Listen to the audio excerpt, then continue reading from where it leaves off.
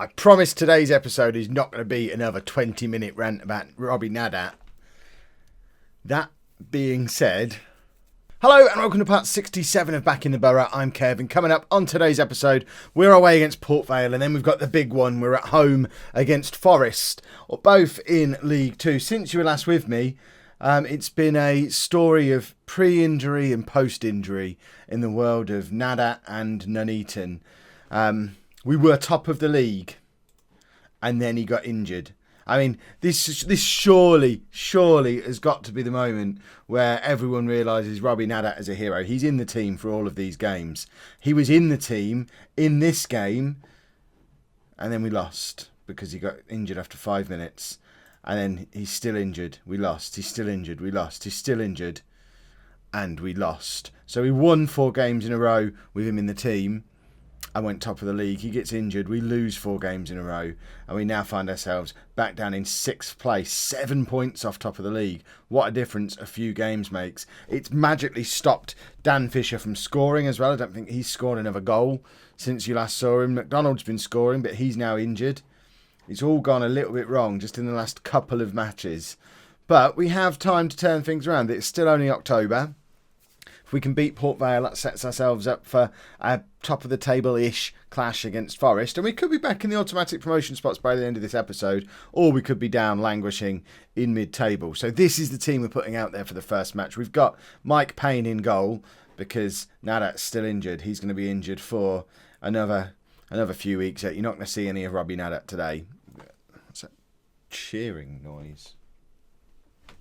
Weird. Then we've got Anderson, Laskowski, Sawyer and Worrell Bristow at the back. I know Laskowski is injured. Ordinarily, this would be the perfect opportunity to bring Redhead into the team, but Redhead is off on international duty, so he can't come into the team. So Laskowski's just going to have to play with a little bit of a knock. It's only a gashed head. He'll be fine. Midfield is Darwin, Chambers, Shaw and Skelton with Ball in behind Fisher. And Sedwin Scott is going to be playing his first game of the season. He did all right in his first year in League Two last time round. McDonald and Fisher have just been impossible to dislodge from the team this year, which is why Scott hasn't had a look in. But with McDonald now out for a couple of months with his injury, it gives Sedwin Scott an opportunity to just demonstrate once again that he is a bit of a superstar. I'm a little bit concerned because obviously we've got Sedwin Scott, who's not close to match fit, and Dan Fisher, who has had a massive drop off in form because he's missing his big buddy Robbie Nadat, who clearly without him he doesn't know what to do with himself. It's weird. His 2 mates are Nadat and McDonald, and they're both injured. He's probably going to get himself injured as well so he can hang out in the physio room with them. But if that happens, we've still got 8 or 9 under-19 strikers at the club who can come in and partner old Sedwin. We'll be fine. Right, there's Chambers Shaw in midfield. What's he got for us? Big ball over the top for Scott to chase. He's not match fit, but it doesn't matter. He gets there first and forces a save out of the Port Vale keeper, and we win a corner. It's Darwin to take, and that's a weird corner. Back to James Ball, who beats his man, tries to whip a low cross in, but it collides with the first white shirt that it sees, and that's the end of the highlight. We should encourage our players to try more long balls forward. I strongly disagree. That's not how we roll around these parts. That's not the Nuneaton way. We want quick balls forward, but not big lumping long balls forward. There you go. Mike Payne held on to that one, which is a bit of a novelty. Perhaps he's learning. Scott, still not a target man after all these years. He's been with us like 5 years now, and we still play him as a target man. He still ain't a target man. He's still only 5'2" or whatever he is, but he tries his hardest, bless him, and he's a decent finisher when he gets the opportunity. Laskowski heads forward, and then again, bleeding head or no bleeding head, and Scott plays the ball over the top to Fisher, and that was a beautiful first touch from Dan Fisher. Just completely took the goalkeeper out of the move entirely, opened up the entire goal, and it was a pretty simple finish from there. But Sedwin Scott, ever the creative. Look at this. This is a lovely pass. Fisher there, and that first touch is phenomenal. And 1-0, 13 minutes on the clock. Perhaps Scott and Fisher can re-establish their strike partnership that they had. I think it was about halfway through last season McDonald got a bit of an injury and Scott came into the team, and that was around about the time Fisher started scoring goals. Obviously he's carried on scoring goals since McDonald came back, but Scott was the catalyst for it way back when. So fingers crossed they can just pick up where they left off with that partnership that they had through parts of last season. James Ball is not playing well at all today. Darwin, who we've been playing in the midfield three, is officially an attacking midfielder by trade. So if necessary, we can bring Squire Bill or Taylor. They can both come on into that midfield and push Darwin forward. Neither Darwin or Ball are playing particularly well at the moment. So that might be something we need to address fairly soon in this second half. But for now, let's just keep plugging along. As it stands right now, we're 6 points behind Forest and we're playing them next. So we could completely push ourselves back up into the automatic promotion mix if we can hold on now and then go and get a win against Forest. But that is a big if. Warrell Bristow crosses into Darwin, and I think that's off the crossbar rather than a save. And it was a good opportunity to try and push ourselves even further into the lead. Wasted it a little bit. But, you know, it's fine. Right, why is Laskowski down to 68% conditioning? All he's got is a poorly head. How does that harm his conditioning at all? He's got a bit of a cut on his head. It's basically a shaving cut. And I don't understand. And Payne didn't even move there, did he? Good job, Port Vale haven't got their shooting boots on today. Darwin with the corner. It's another poor one, but it falls to Chambers Shaw. Back out to Darwin again. Skelton was in the middle. In fact, it didn't go to Skelton. It's, of course, Sedwin Scott. First goal of the season in his first match of the season, because he's just a hero who probably should play more games than he does, because he just absolutely never lets us down. Big game, Sedwin. And there he is. Lovely finish from Sedwin Scott. It doesn't matter that he's only 5'1". He's still got a decent header on him. Right, we're going to make these changes we talked about earlier. Or change, probably. I'm going to bring Squire Bill on for Ball, push Darwin forward, and just stick Squire Bill on the left-hand side of our midfield three. I guess we need to take Laskowski off, because apparently his head's stopping him run around a lot, so Burns can come on for him. And we'll leave it there for a minute. Darwin, I'm still not convinced about, but then we've been playing him out of position all season, pretty much, so we've not given him much in the way of an opportunity to show me that he's a decent player. So perhaps he needs a run of half a dozen games actually playing as the attacking midfielder, give Ball a rest or rotate Ball round into the midfield three, see if Darwin's actually got what it takes to offer some competition to Ball, because the one thing with James Ball, as good as he can be, he's been our only option as an attacking midfielder pretty much for like 4 seasons now. And as much as that's a delicious pizza, it's not the ideal competitive environment for a professional footballer. We need to push him, make him earn his place in the team, make him realise that he's not just first name on the team sheet no matter what, when in reality he kind of is, because he's the only guy who can play in that position. Darwin, no. Let's try Jamie Blackford. He's also an attacking midfielder who we signed in the summer. I think we've met him before, so no introductions required. Let's see if he can put in a better performance. Is this what losing McDonald from the front two causes? The midfield, the pinnacle of the midfield just doesn't really know what to do because it hasn't got the guy in there who's making everything happen up front. I think that's a good win. Port Vale were above us in the league before the game started, so it was a big match. And now we've got another big match coming up against Forest, and hopefully we can pick up a second win, and that would be marvellous. I mean, I was hoping the final whistle would have gone by now. I was preparing my let's do the transition into the next match, but apparently we're just going to have a really long, slow, boring highlight with nothing happening. Payne's just going to hold the ball until the final whistle goes, and the match finally ends. Port Vale 0, Nuneaton 2. Let's go and play Forest. No changes for the Forest game then, because why on earth would we make changes when we played as well as we did? And look at this from Sedwin Scott. Apparently, only a 2-star player.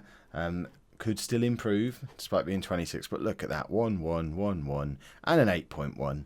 That is a decent start to any season.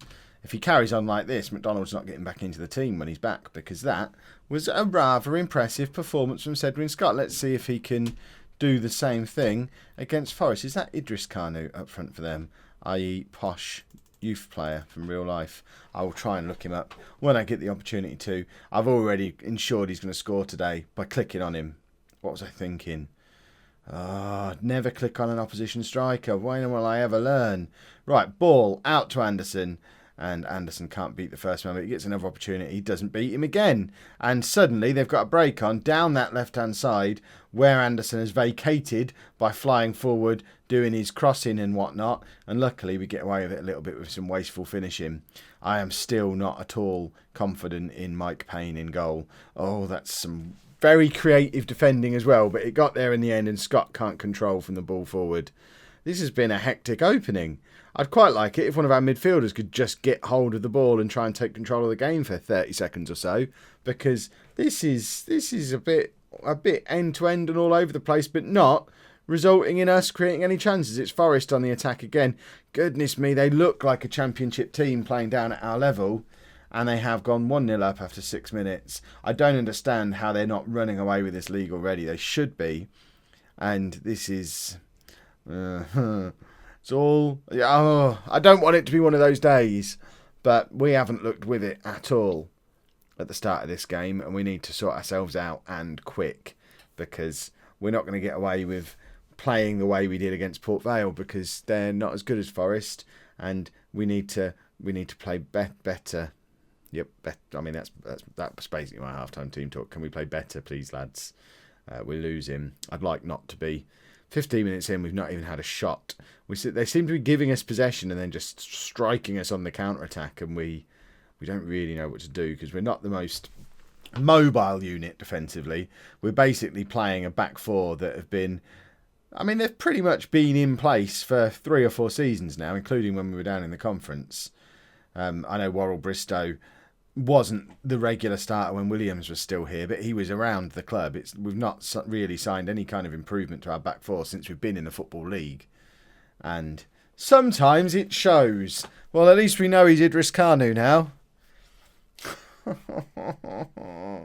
Why have I got this stupid bit of hair that keeps falling down in front of my face as well? That's ruining my day. This is ruining my day. Mike Payne not even moving. Not even moving. I know we need to sign a new goalkeeper. I know neither of them are good enough, but it's not like I haven't been trying to sign a new goalkeeper. Goalkeepers are hard to come by. Right. This is just going to be one of those games where we get thumped because we shouldn't be playing the kind of attacking football that we like to play, because they're better than us. And, 3-0 after 31 minutes. We're the home team, by the way. For those of you keeping score, we are the home team. We're already 3-0 down. We've conceded 3 goals before we've had a shot on target, which is just delicious. If you watch all my videos the day they come out, I mean, today's been a really satisfying day of Football Manager for me, as you can imagine. Come on now. Can we score? Go team. Score some goals. Sedwin Scott's not turned up at all. So much for big game Sedwin. He can't even get himself up to a 6. There we go. We get the little green bar. Sedwin Scott is not having the best game of his career. No, I suggest he's having the worst game of his career. Let's not pull any punches, Mr. Anonymous Assistant Manager. Sedwin Scott has been absolute trash. I'm not... What's the point of changing anything at this point? We're not getting back into this game. We may as well just hope that it ends quickly and Forest don't score too many more goals. Because, I mean, Scott's rating is continuing to fall. He's down to a 5.7 now. What's the lowest rating you've ever seen from a striker on Football Manager? Sometimes you get defenders and goalkeepers who get down into the 4s because they have an absolute nightmare. You concede 8 goals. I mean... But it's rare you get a striker who falls down that low. I mean... That's straight from the goalkeeper to their striker. Our centre-back has just let that bounce behind him, but then not chased it back. Sedwin Scott is in and misses. He's coming off in a minute.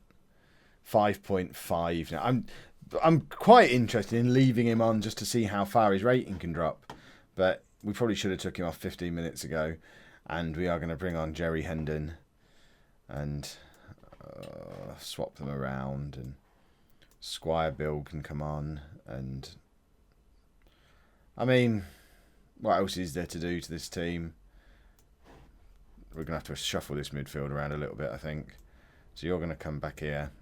Blackford's going to go further forward, if I can get hold of him. Why won't you let me use the buttons properly? Right, there we go. Just finish the game quick. You're giving me a headache. with how useless you're being. We are still 5th in the league, which is still an overperformance for the season. The board aren't looking for promotion this year. The media are expecting mid-table this year. We really need to get promoted there. We don't want every division we get into on this journey up the leagues to take 3 or 4 years to get out of. Surely. I mean, we are still solidly in a playoff place. There's that. And that's a lovely finish from Jerry Hendon. So there's some positive for you, because that was a really nicely taken goal. So perhaps if that's going to be a thing that he starts to do, we've got a little bit more competition for places up front, which would be nice. I mean, I think he's right-footed, but it's a beautiful finish on his left foot. So perhaps I am mistaken. Do you reckon we can get 4 more goals? Come on. Let's have another 4 goals before the match ends. I need to drink my water so that my eye doesn't explode from the stress of constantly losing football matches. Ridiculous game Football Manager is. I mean, why playing stupid? Right, we lost. Who'd have thought? If you've enjoyed that, please make sure you leave a nice big thumbs up on there for me. Subscribe to the channel for daily Football Manager videos. On some days, we win matches. And thank you very much for watching.